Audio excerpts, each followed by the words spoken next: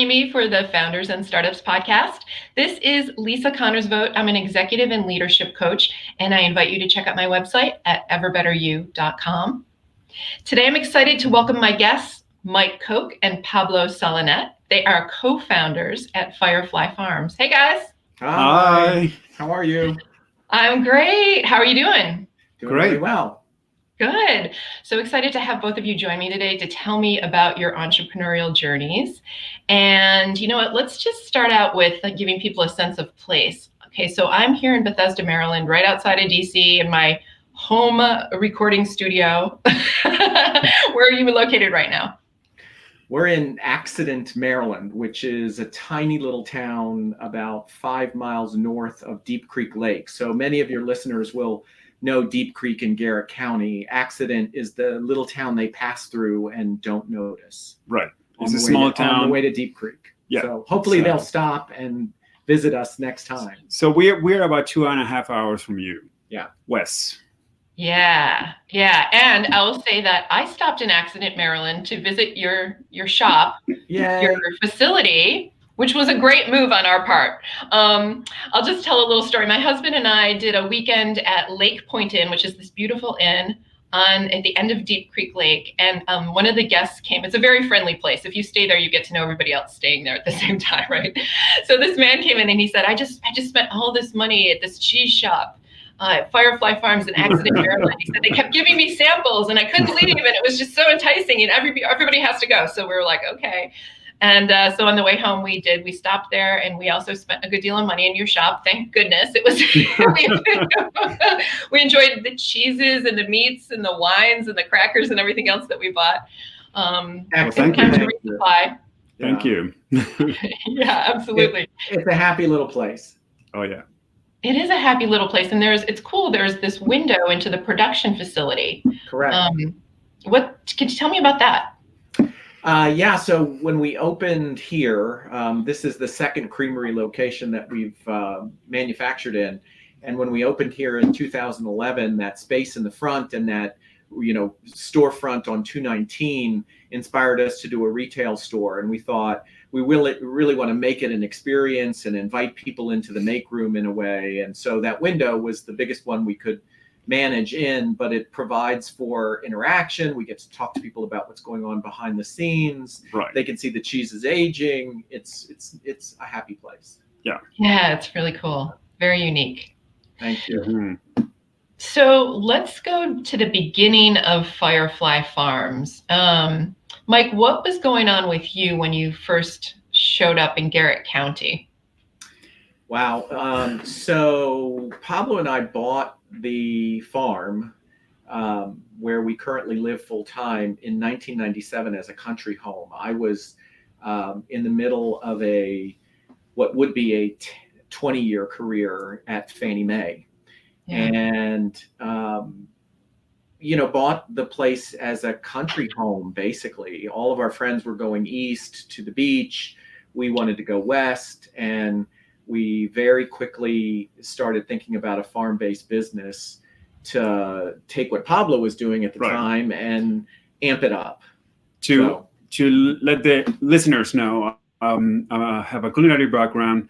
I work in DC for almost a decade in restaurants before but at the time we were looking for a farm, I was a pastry chef in a downtown restaurant in DC. So yeah. And we wanted to find a place that wasn't too far from DC that we can drive and spend weekends and don't feel like you're driving forever. Here we are. Right. Yeah. Pablo, can you tell us what the restaurant was that you were working at the time? It was New Heights. It's located in Calvert Street in Connecticut. It's been there for a long time. It's almost like it's an institution. It's still there. Yes. It's a very nice restaurant. I was the pastry chef then. Wow, fantastic. Okay. So you bought this farm / weekend home. Yeah. And how did that turn into a full-time business? I know that's a big question. Yeah. We can take step by step.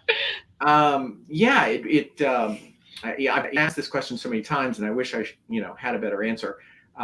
We were very interested in creating something that connected to our roots, because both of us come from farming families, and we were both early foodies. You know, back when we started FireFly, people didn't use words like the food movement or foodie or food system, you know, and we were interested in food and enjoying food and creating food and finding something that would use Pablo's culinary expertise and my business expertise. And so we did a couple of scratch business plans and landed on cheese, started making cheese because largely we had a neighbor who had a daughter at the time who was in her teens, and she had 6 nanny goats in a barn left over from a 4-H project. And we said, can we milk them and start making cheese, experimenting with cheese making? And here we are. Here we are. One thing led to another. Okay, wait, what's a nanny goat? A female goat. A female goat that has freshened. Right. Freshened is essentially birthing. Right. And so she's fresh and giving milk, and you know, you can use the milk which nature intended for use by her kids, but just like in humans, if you continue to milk, they will continue to produce. So little biology lesson there. Yes, thank you. Clearly I need that. Okay. So is it like one weekend you're sitting around and you're like, oh, we could try to make cheese, we could try to milk this goat? Well, I mean, we found this recipe to make fresh goat cheese online and tested, and it was delicious. And shared with friends. They came over for the weekend, and that's when we started talking about, what about making goat cheese as a business. Right. Yeah. Okay. Well, at some point along the line, Mike, you left your finance job. I know you were at Fannie Mae and at Freddie Mac, and at some point you said, we're gonna do full-time in Garrett County. Yeah. How did that transition happen? Well, so, as your listeners, I'm sure will appreciate a couple of things. Margins in the food world, and particularly in cheese, are not huge. You do this because of one passion or another, and we certainly did that. So to sustain ourselves, I kept a job. So there was an income coming from outside for a long time. I left Fannie in the midst of the crisis. Pablo and I were like Thelma and Louise, just go, baby, go. Do it. And then went to Freddie Mac for about 18 months. And then I held a couple of positions that I now look back and think were, sort of opportunistic. They helped me prepare for a full-time role at FireFly. I served as economic development director in Garrett County for about 2.5 years. And I worked at the helm of a nonprofit in DC for a little less than 2 that focused on creating economic opportunities for farmers and food producers. So those things I sort of were my swan songs to full-time FireFly, and gave me some really important skills that I'm hopefully leveraging now. Yeah, for sure. And I'm sure it helped to, I'm sure you draw on that network that you created throughout Garrett County. I bet I bet those people are very valuable to you and great friends. For sure. Yeah. And I learned how both the state and the county can assist in our development. Oh, yes. So. Okay, so then Pablo, were you still working as well in DC? No, actually, once we got the goats, somebody needed to take care of them. So I left my pastry chef position in New Heights and moved to the farm full time. Pablo was the pioneer. Pablo was the pioneer, right? Yeah, we could make a great mini-series out of this story, right? A reality show after the fact. Yeah. So Pablo, tell me about your background. So farming, ranching wasn't totally new to you, right? Well, grew up in Argentina. Moved here when I was in 1990. Growing up, both of my father's side, my other side, we both have ranch, and my grandparents, and I spent every summer. I really like to be in nature and working with the animals and help as much as I could.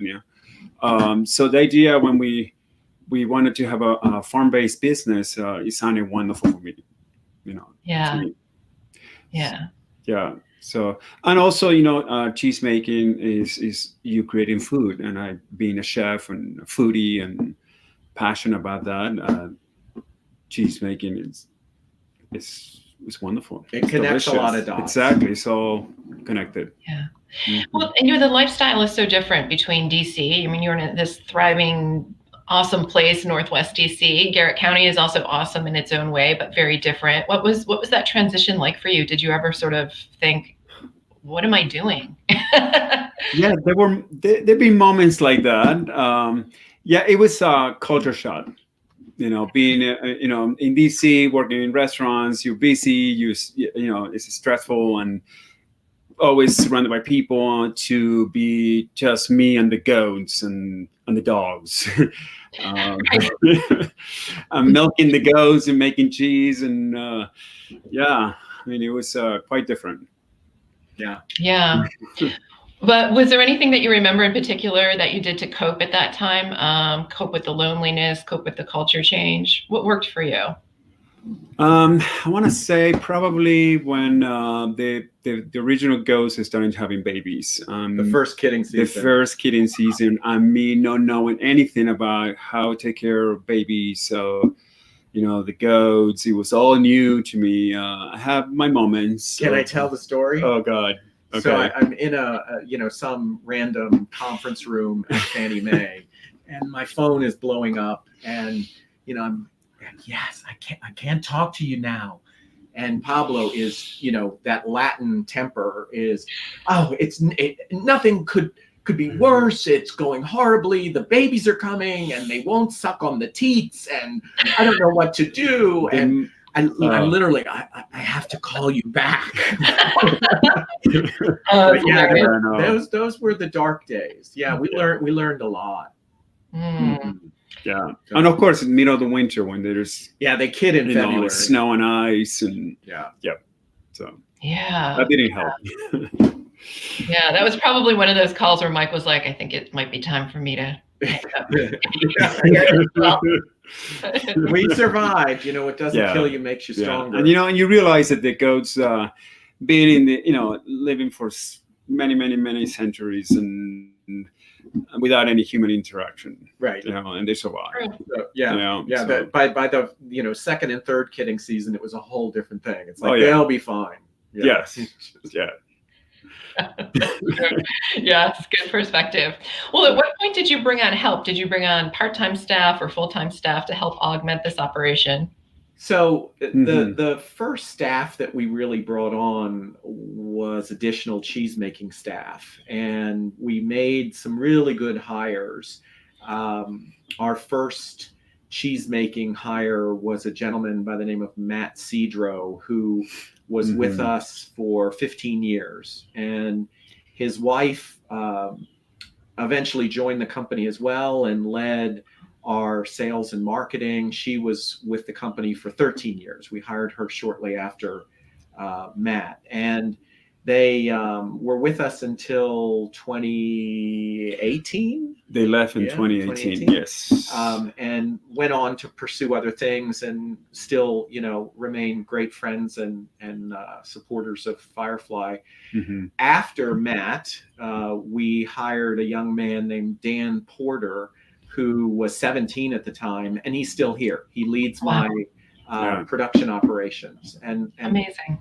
Yeah, so the cheese making, the manufacturing was really the first place where we really had to invest. Pablo and I, your listeners know this. They're watching a podcast on founders and startups. Right. You do everything, right? Oh, yeah. I mean, your HR, your IT, your marketing, your sales, your whatever it takes, other duties as assigned. Whatever it takes. You do that. You have to. Yeah. And then, so how far into the business were you when you decided to open that retail store in Accident?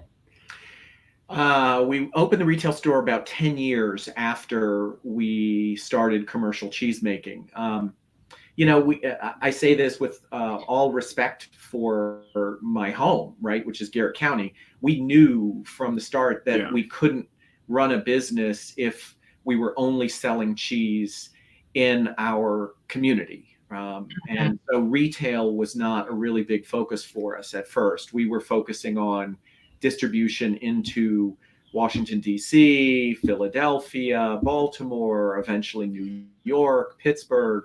Right. And then when we hit that first, we're out of capacity. We've got to be able to grow past this, physical constraint.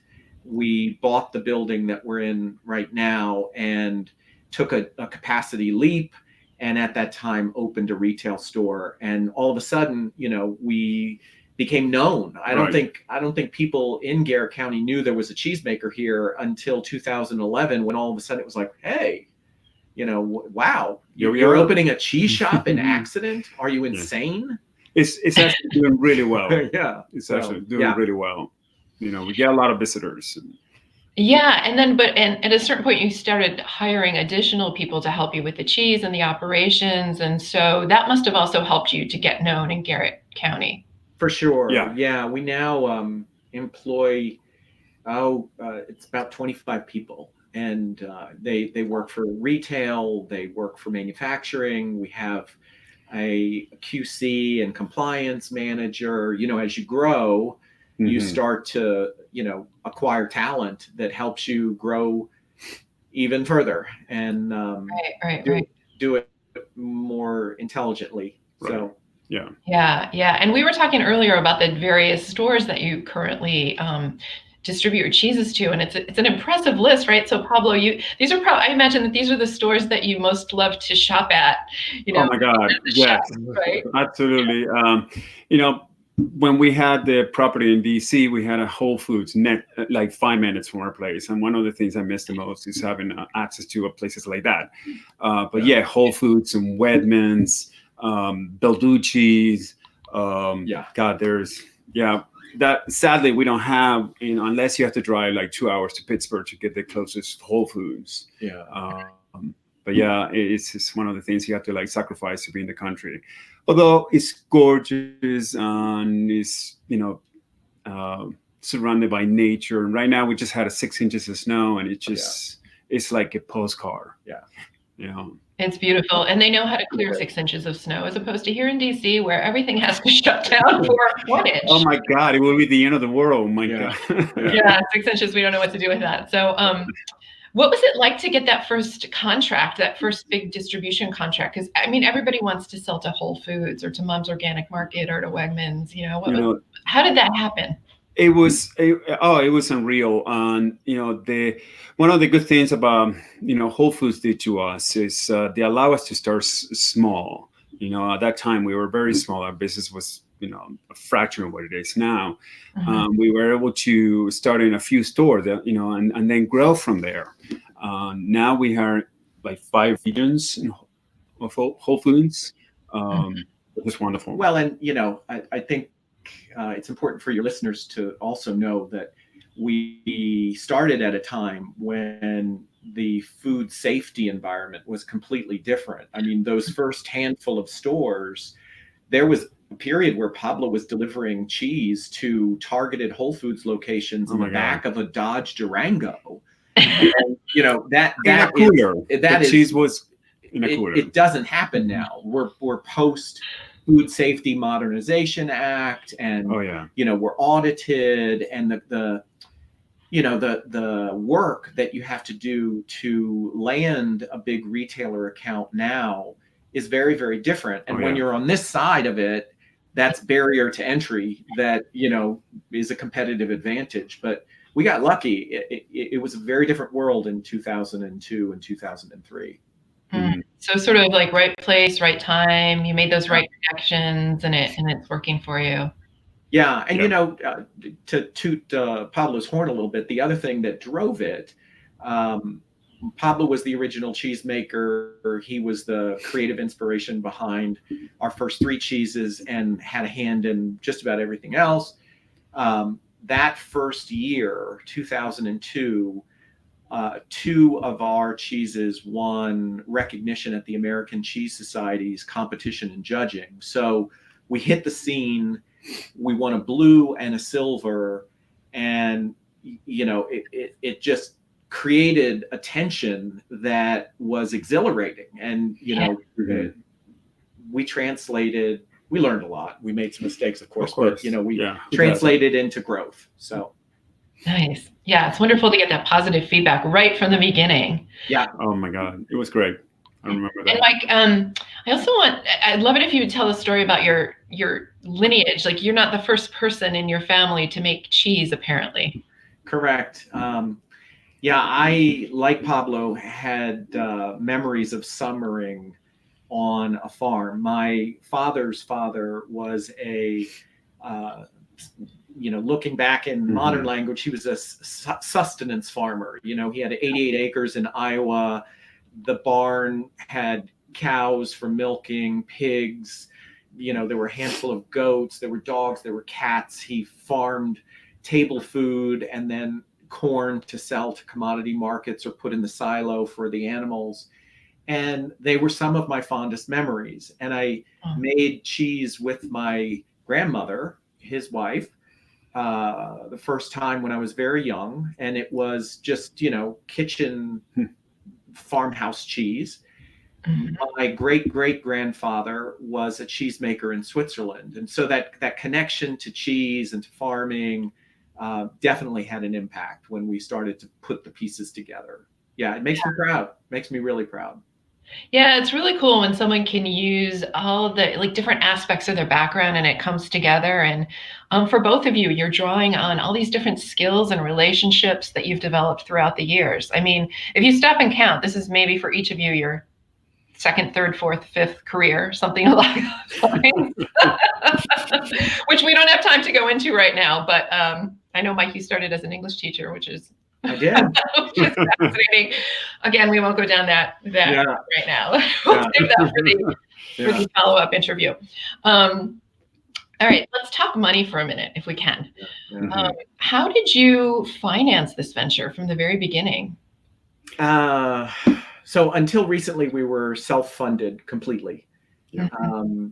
And I was, in hindsight, I was lucky and smart to take stock and options at Fannie Mae and convert them into capital before they lost their value and invest in this business. And so the capital for that first manufacturing facility in Bittinger, which was, an extension to an existing barn, was fairly modest. We were conscious of the amount of capital that we were investing. It was, less than $250,000 all told.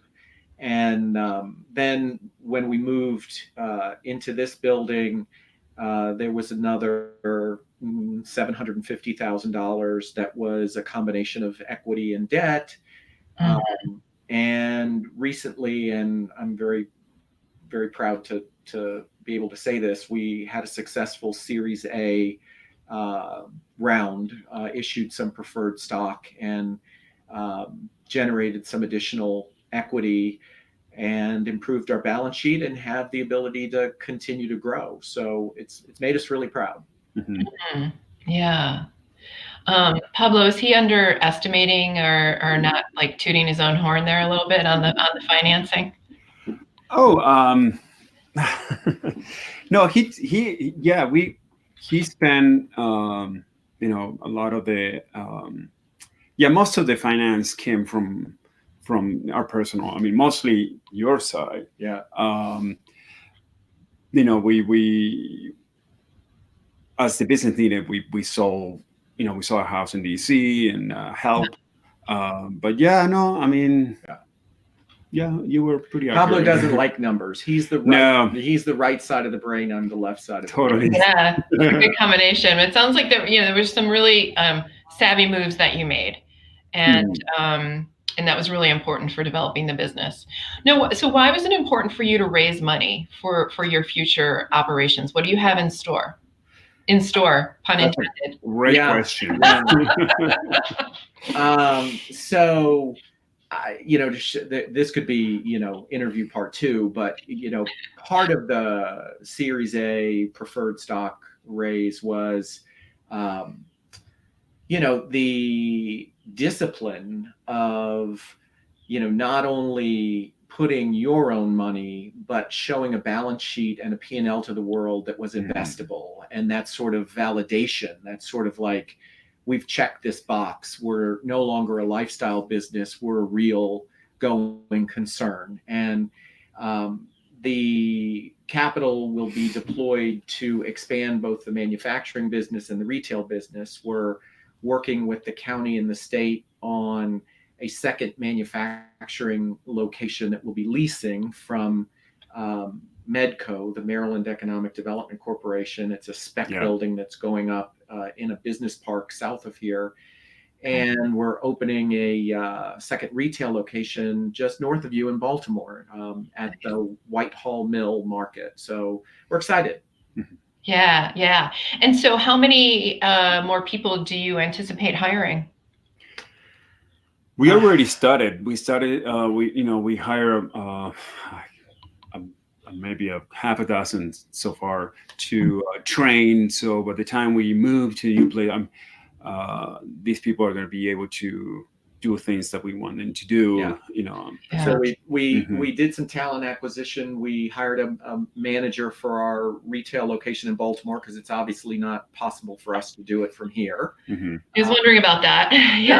We made a very wonderful hire, a new national sales director for the manufacturing business who's a real rock star in the cheese world. And we finally got Mike some help with the numbers. We got a staff accountant and financial analyst who's a brother of Dan, the head of operations, who is sort of graduating in. He's working now about 20 hours, but I can already tell that we're going to need him. We're going to need him full time soon. Right. Yeah. Yeah. It's good to do those transitions slowly, kind of. Also it means letting go of some of the responsibilities that you always had, which can be a challenge. I know it's a challenge for me as a business owner. What are those things that, Pablo, are there things that you've had to let go of yourself? Well, be honest. Yes, and it's not easy. It's not easy because for a while I thought my way is the only way. Then realize let other people, bring their ideas but you have to realize you can't do everything. And you get to know, how in the potential of other people, and this way they it's at the end it's much better. Much better. Well, Pablo, are you still in there with the goats and making the cheese and? No, actually. Now? One thing that we didn't mention is we actually sold the animals over a decade ago, and we become just cheesemakers. In the beginning, it was important to do the whole process. Raise the animals, make the cheese, and because it's all connected. And then after 5 years, you have to make a decision. Do we farming or cheese making? And obviously, we stuck with cheese making and sold the animals to start buying milk from farmers. We have several farmers near us supplying their milk for our cheeses. Your listeners, I'm sure, are aware of the sort of crisis in dairy farming, and we now buy milk from 9 family farms, all within 20 miles. And one of the great things about where we are geographically is access to small family farms. And so we're really proud of helping to bolster that part of this region's economy and continue to grow it. Right. Yeah. Well, to that point, so it was just this week, it was Borden filed for bankruptcy, and Dean filed for bankruptcy a couple of months ago. So does that impact you? Or I hear you saying you're buying from local farms. What's the impact to you? Well, I would say first, the market for cheese is growing rather nicely in the United States, particularly artisan, non-processed cheeses. Per capita consumption in the United States is expected to grow and achieve levels that look like Western Europe over the next 3 to 5 years. Okay. What's causing a lot of Good for us. what's causing a lot of the crisis is two things. One, Americans, as sort of a counteraction to the former, are eating less processed cheese, right? Yes. They're understanding the nature of cheese, that it is a living, biodynamic organism, and it's supposed to be different. And the stuff that we've been buying as cheese for generations is really processed cheese food. And so they're making different choices. And then the other thing is fluid milk consumption is changing dramatically. And so, the impact on us is it's changing milk markets. And, the price for raw cow milk is at some of its lowest levels. It's gone up a little bit, but it's dropping again. Right. And so it means, we can buy raw milk from farmers at a lower price, but still provide a value-added margin, because we're not bottling that milk. We're turning it into cheese that's got higher value on the consumer shelf. So Nice. and goat's milk is a whole different topic, but Yeah, right. Well, you're definitely a positive force in the dairy industry now. I hope. Which is wonderful. Do you get inquiries from other people wanting to start similar businesses, or that are involved in the dairy business, or thinking about getting into it? Well, we do. I from the start have been impressed with how collaborative the cheese world is. So Nice. In Maryland, the cheese making community, I mean, we're all busy, so it's not like we hang out together on a regular basis, but we are networked, and we help solve problems for one another. And as FireFly has grown, we've leveraged infrastructure to help others. We take a competitive cheesemaker's product to Wegmans, for example. We cross-stock for another maker on the Eastern Shore to get their cheese to a distributor in New York. And we'll routinely get calls, hey, we're having this problem in the aging room, or this problem in the, with the milk, and what have you done? Have you seen this before? And so the community, I think, is very aware that all boats rise together, right? It's not reasonable, in my opinion, to cultivate a shopper who only buys my cheese, but it is reasonable to cultivate a consumer that understands high quality, artisan, soft ripened or long aged cheese, the sort of European tradition of cheese. And that's good. It's really good. Yeah, that's awesome. Yeah. So I want to ask both of you for your input on this question, which is, if someone is employed full time and they've got a side hustle and they're thinking about doing that business full time, but they're afraid. It's a lot to give up, right? It's a lot to give up that paycheck. What would you say to them? Mike, why don't you go first? What would you say to that person who's thinking about doing a full-time business? Do it. Don't wait. I mean, looking back, I wish I had made the jump sooner. I understand the fear, but the ability to get up every day, literally every day, because you don't have a day off.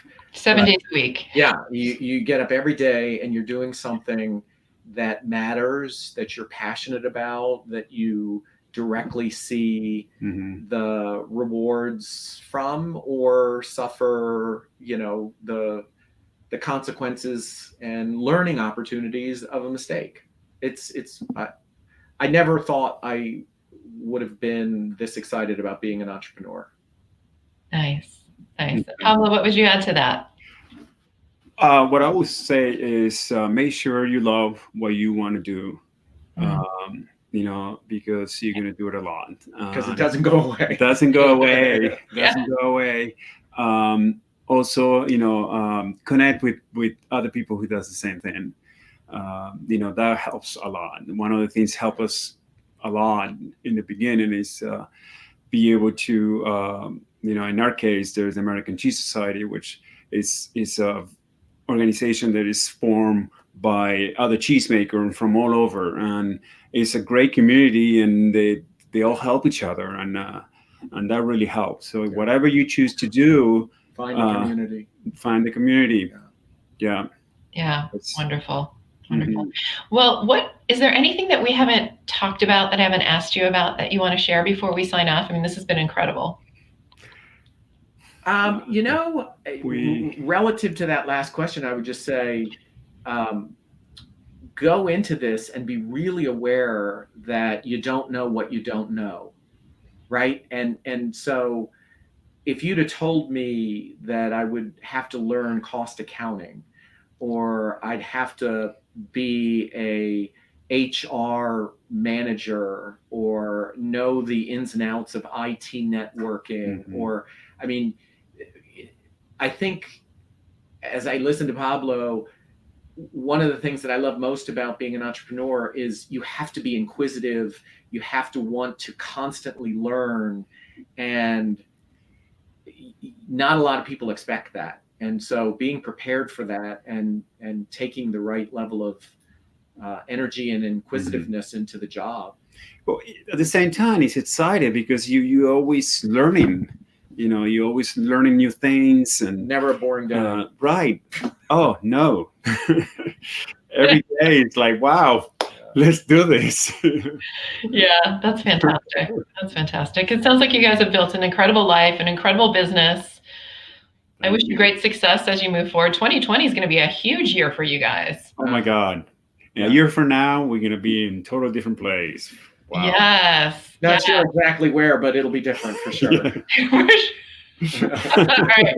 So part 2 of this discussion is going to happen January 2021. If I can book you guys now, we'll get on the calendar. Absolutely. Today. Yes. Back. Yeah. All right. Mike and Pablo, thank you so much. And I will look forward to talking to you again soon. Thank you, Lisa.